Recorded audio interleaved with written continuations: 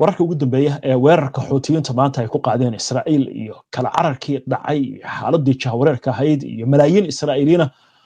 oo ku carartay goobaha gabaadka loo gala gantaalada waan idin soo wadnaa warbixintaasi laakiin xagga Gaza aynu qoraansanno Israa'iil ayaa lagu soo warramay inay wado duqeyn xooggan waliba duqeyntan waxay ku soo aadaysaa xilli wadahadal ay socdaan isla markaasna madaxweynaha Mareykanka Donald Trump oo socdaal ku marayo bariga dhexe waxaana leeyahay Netanyahu oo muuqda inuu go'doon galay isla markaasna Donald Trump ay kala furteen waa sida loo dhigay ayaa duqeyn xooggan wada inkastoo shaki badan laga muujinayo in markaasi arrimaha la xiriira khilaafka la sheegayo Trump iyo Netanyahu inuu u dhaxeeyo arintaasi dadka qaarkiis ay ku tilmaamayeen inay tahay dhalanteed haddaba telefishinka Al Jazeera ayaa wararkii ugu dambeeyay u baahiyay waxa uu ku sheegay 65 qof oo Falastiiniin ah tan iyo saaki waa bariga in lagu dilay duqeymaha Israa'iil ay wado duqeynta xooggeeda ayaa waxa la sheegay inay ka dhacday dhanka xerada qaxootiga Nusrat ee bartamaha Amerika Gaza waxa ka sii horeeyay duqeymo kale wargeyska iyo dhacdo xaranood ayaa waxa uu ka soo xigtay militariga Israa'iil oo sheegaya in 40 gantaal ay ku dhufteen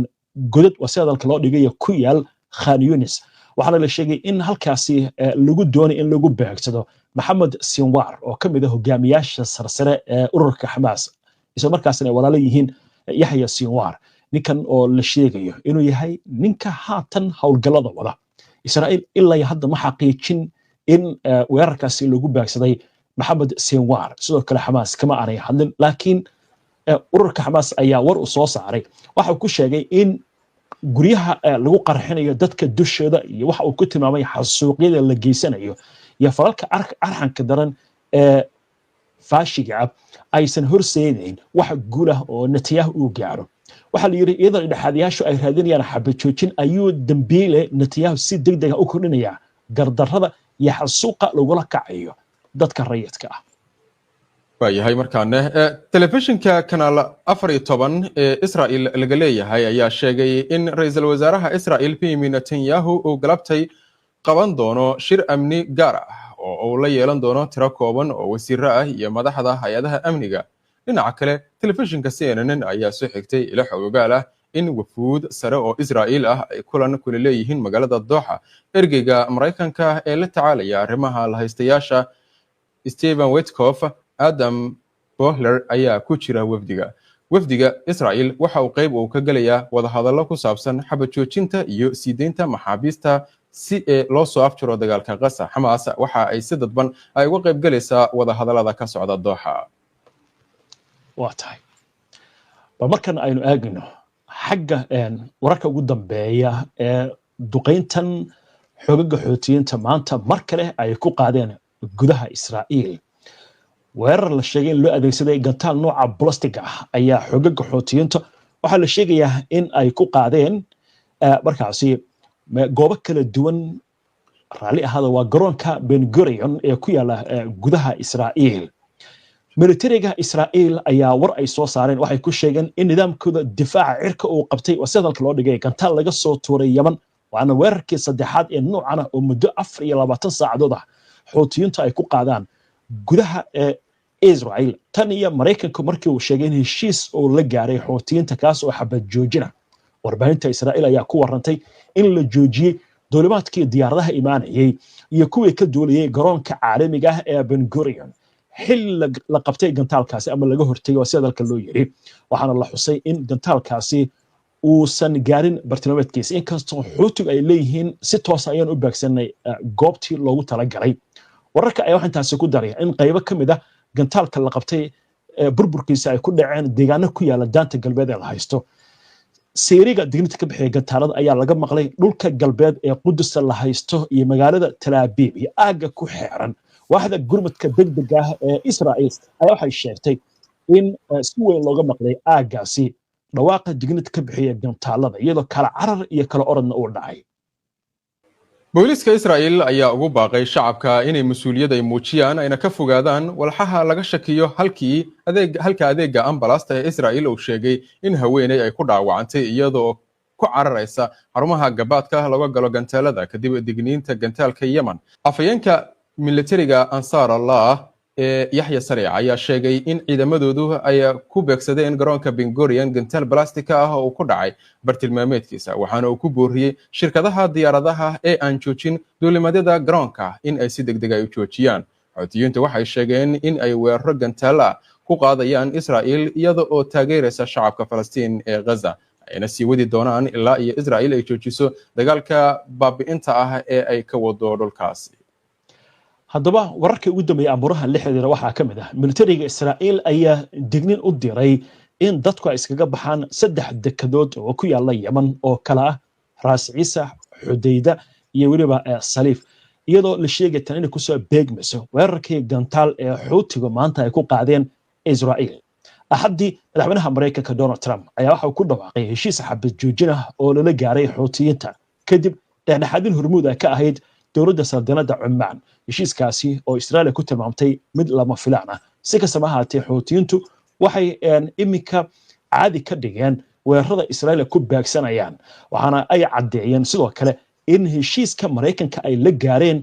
aanu ahayn mid quseeya Israa'iil. Israa'iil ayaa la filayaa in xilli kasta duqeyn ay ku qaado gudaha waddanka Yemen inkastoo shaki weyn laga qabo waxtarka duqeynta Israa'iil bacdama Mareykanka oo har iyo habeen duqeynayay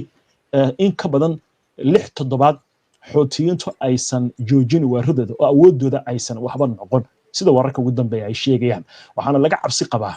in xaaladdu ay ka sii darto bacdama Xuutiyiintu imika fursad dheeraad u helayaan inay duqeeyaan Israa'iil iyagoo wacad ku maraya inay sii wadi doonaan duqeymaha. waxa kaloo leeyahay diyaaradihii tirada koobnaa ee imaanaya garoonka diyaaradaha Ben Gurion ayaa mar kale saakay waxay wajahayaan arrimahaasi. qaar ka mid ah diyaaradaha sida diyaaradda EasyJet ayaa waxay ku dhawaaqday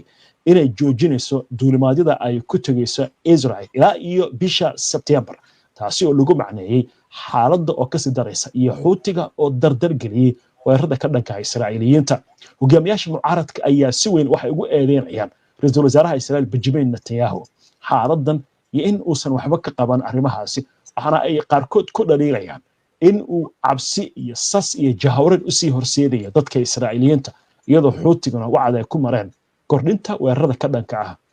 Israa'iil.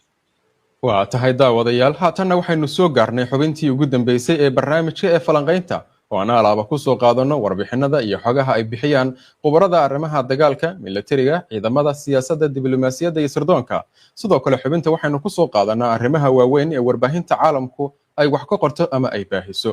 xubinta maanta waxaynu ku soo qaadanaynaa magaalada Dooxa waxaa lagu wadaa in ay ka bilowdaan wadahadal lagu doonayo in lagu gaaro heshiis lagu soo afjarayo dagaalka Gaza la iskuna dhaafsado maxaabiista. wafuud ka socota Xamaas iyo Israa'iil ayaa ku sugan caasimadda Qatar iyada oo Mareykanku uu riixayo hindisa Trump uu soo bandhigay oo ku aadan joojinta colaadda. waxaase su'aal ay ka taagan tahay Netanyahu ma hoggaansami doonaa dalabka Trump ee ku saabsan Gaza. warbixintan waxa khubaradu ay ka tiri iyo warbixin arrimahaas la faguraysa waxa soo jeedinaysa Nimcad Macade. iyadoo ay jirtay hadalhayn ku saabsan soo jeedinah Mareykanka ah oo la xiriirta xal balaaran oo loo helo Gaza ayaa ra'iisul wasaaraha Israa'iil Benjamin Netanyahu wali waxa uu ku adkeysanayaa mowqifkiisa ku aadan diidmada ah in dagaalka marinka Gaza la soo afjaro. taasi waxay dhalisay su'aalo ku saabsan masiirka wareegga cusub ee wadahadalada u dhaxeeya xogaga iska cabinta Falastiiniyiinta ee Gaza iyo xukuumadda Israa'iil. wafdi Israa'iili ah oo ka qayb gali doona wadahadalada arrimahan ku aadan ayaa gaaray magaalada Dooxa si ay uga qayb qaataan dadaalada lagu doonayo in lagu gaaro heshiis ku saabsan isweydaarsiga maxaabiista iyo joojinta dagaalka Gaza. wargeyska dacwada xaranood ee Israa'iil ka soo baxay soo xigtay danjiraha Mareykanka u qaabilsan bariga dhexe Stephen Witkoff oo muujiyay rajo iyo niyad wanaag isagoo uu xusay in dhammaan dhinacyadu ay doonayaan xalin diblomaasiyadeed. hase yeeshee Netanyahu ayaa sheegay in aysan jiri doonin xaaladda Israa'iil ay ku joojinayso dagaalka. Dr. Mohamed Mustafa oo ah aqoon-yahan iyo qabiir ku takhasusay arrimaha Israa'iil ayaa sheegay in maamulka Mareykanka uu doonayo xabad joojin leh diilo siyaasadeed oo keenta in dagaalka Gaza gabi ahaanba la joojiyo halka Netanyahu uu doonayo xabad joojin uu isagu xukumo si aysan u noqon mid lagu joojinayo guud ahaan dagaalka. waxa uu intaasi ku daray in habka loo xushay wafdiga Israa'iil ee Dooxa gaaray uu muujinayo in Netanyahu aanu dhab ka ahayn arrinta maadaama uu diray qof isaga si gaar ah ugu dhow halkii uu diri lahaa madaxa hay'adda sirdoonka Israa'iil ee Mossad. waxa sidoo kale qabiirku sheegay in Netanyahu uu doonayo xabad joojin uu la galo xoogagga iska caabinta Falastiiniyiinta ee Gaza si loo sii daayo qaar ka mid ah maxaabiista Israa'iil ee nool balse aanu ahayn mid daacad ka ah arrinta isla markaana uu mar kale adeegsanayo xeeladii hore ee ahayd dib u dhigista iyo helitaanka waqti uu ku fashiliyo wada hadalka. si kastaba ha ahaatee sida uu qabo Dr. Mohamed Mustafa, Netanyahu hadda waxa uu ku sugan yahay